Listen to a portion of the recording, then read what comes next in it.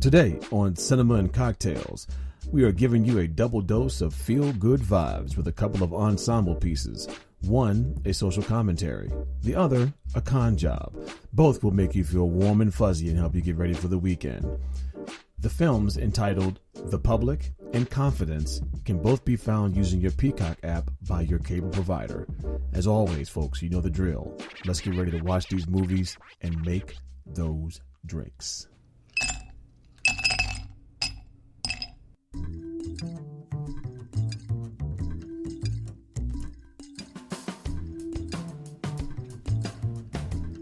So let me ask you a question. When was the last time that you've actually been to the library, right?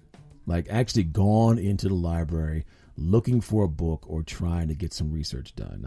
I'm not talking about going in there trying to rent some free DVDs, right? I'm talking like, when was the last time you, and not to do some copies either. Like I'm going to get some Xeroxing done. Like when was the last time you actually went in there, tried to get some information, read a book, or, you know, do some research? It's probably been a while, right? Because so much information is already at our fingertips. So the question is that whenever you go to the library, there's always people in there. And so you're like, who are these people that's in the library all the time?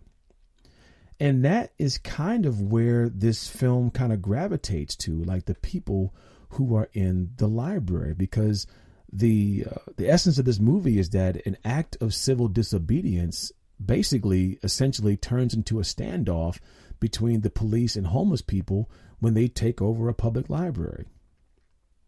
Now, I know you're thinking to yourself, how in the hell did he find this movie? Like, really? A movie about the public library? Well, you know, I came across it because I like ensemble films. I don't know about you, but to me, it's kind of cool when you see a bunch of actors, especially superstars, kind of working together. It's like a superhero team, like they all come together and take like lesser roles for the greater good. And man, do we have some really good ones in this one. We're going to start off with Alec Baldwin. All right. So Alec Baldwin plays Detective Ramstead. He's got about 140 credits to his name. Way too many for me to even like try to list, but I'm going to go over the highlights that, you know, are burned in my memory. Married to the Mob, Beetlejuice, She's Having a Baby.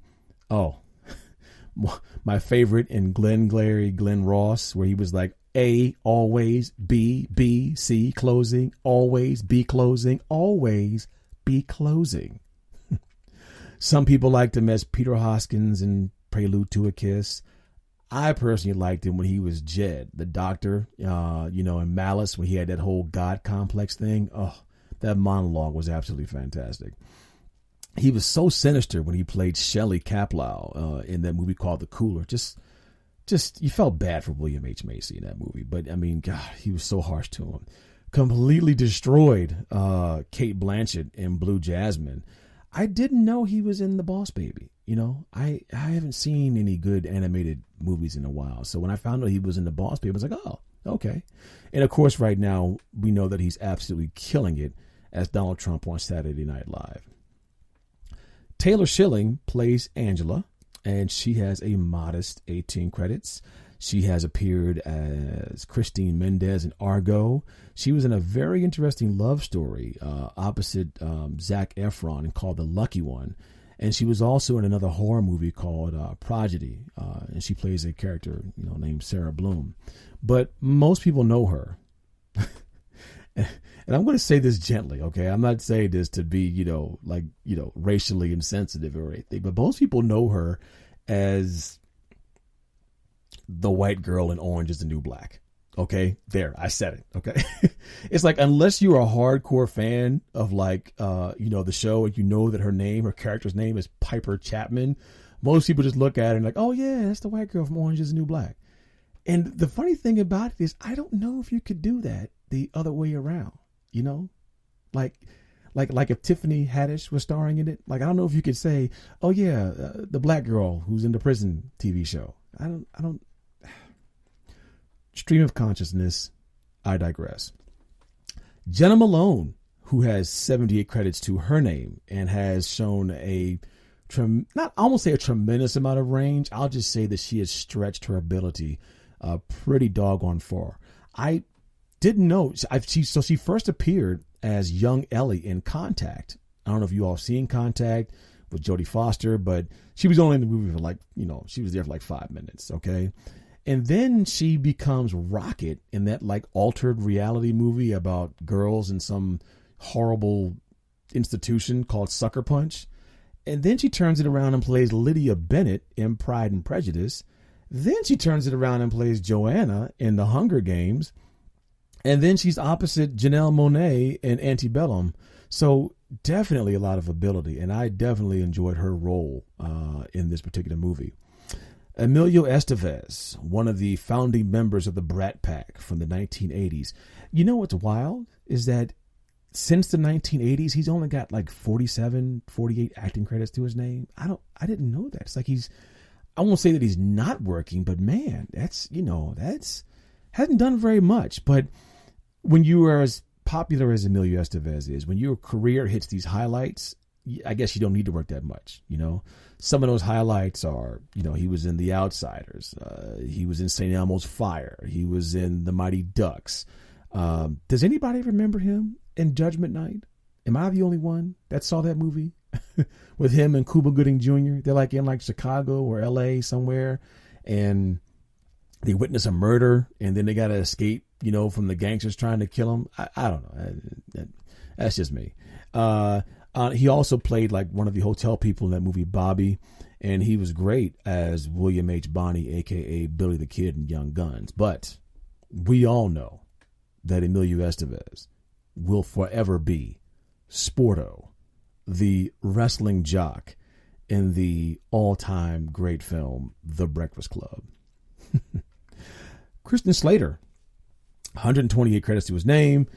He plays a political candidate named Josh Davis. I first saw Christian in Pump Up the Volume.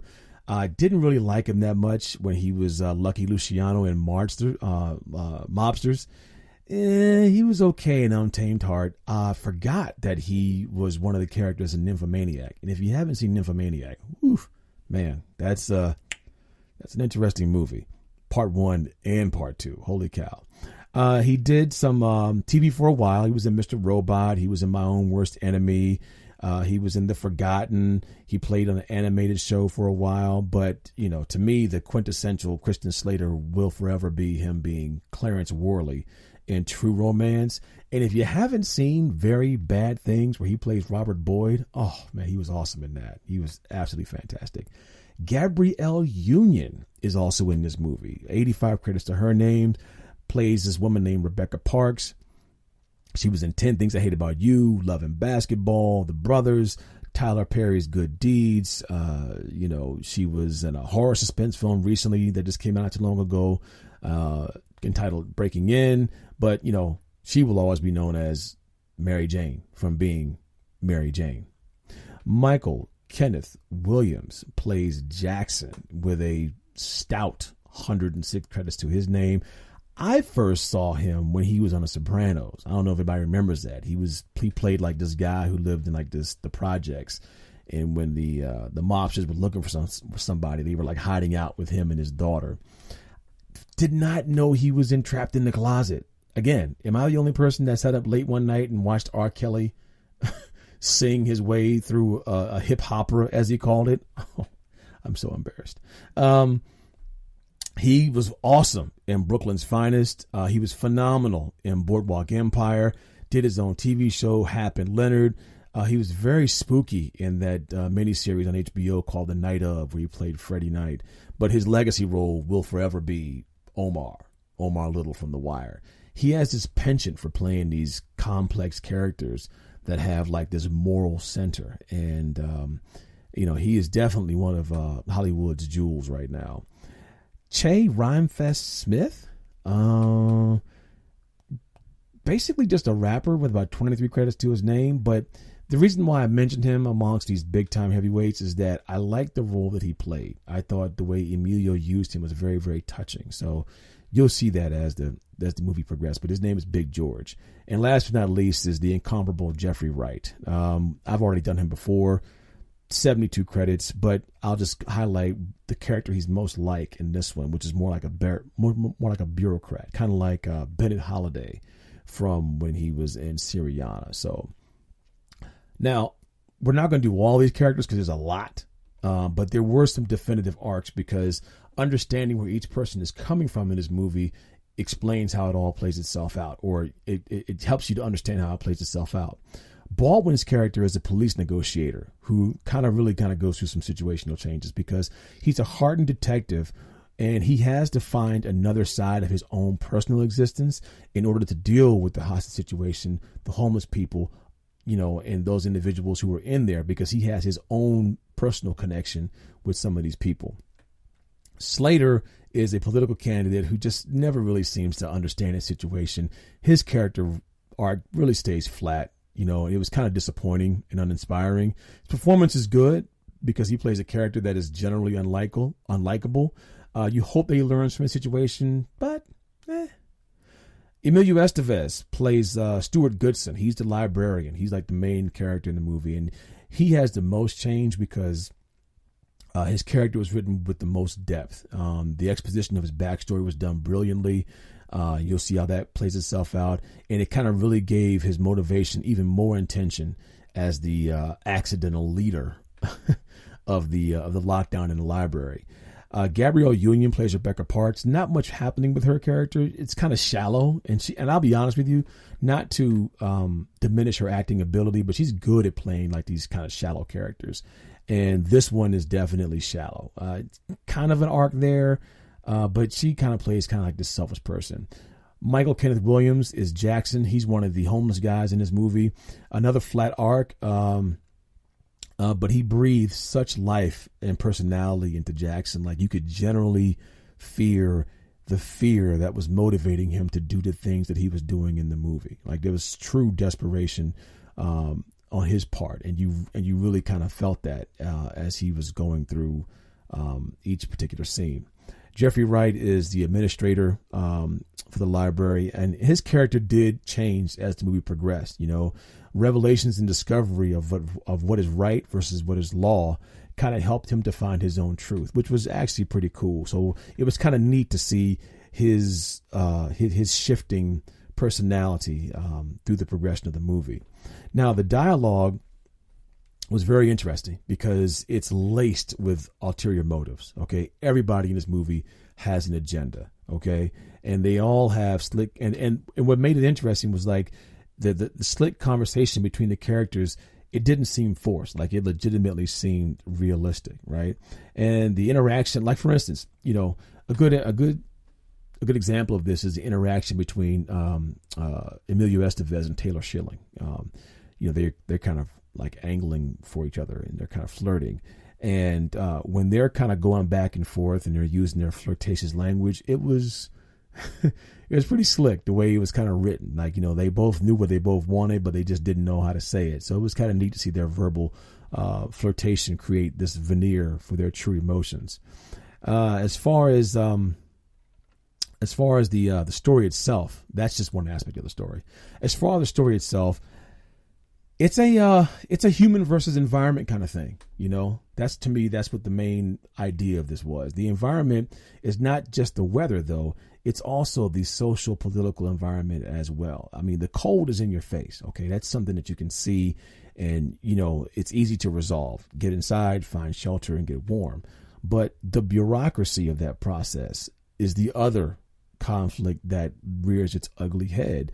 As homeless people, if it were that easy for homeless people to find shelter, they would just do it, right? But trying to do this in a safe manner that is feasible for all involved, it's always difficult. It's always a difficult circumstance. The plot type, using good old Blake Snyder's Save the Cat, this was kind of like the fool triumphant. Goodson plays this underdog who is going up against these tremendous circumstances, and the people who are with him, his accomplices, are Jackson and Anderson and Myra and Angela. And as the story kind of moves to its climax, you kind of see them kind of help him along, and you're wondering, could this this unintentional hero be the one to lead them against the police. That's what it all comes down to. And through it all, they're always cracking jokes on him and having fun with him as they watch him try to outmaneuver City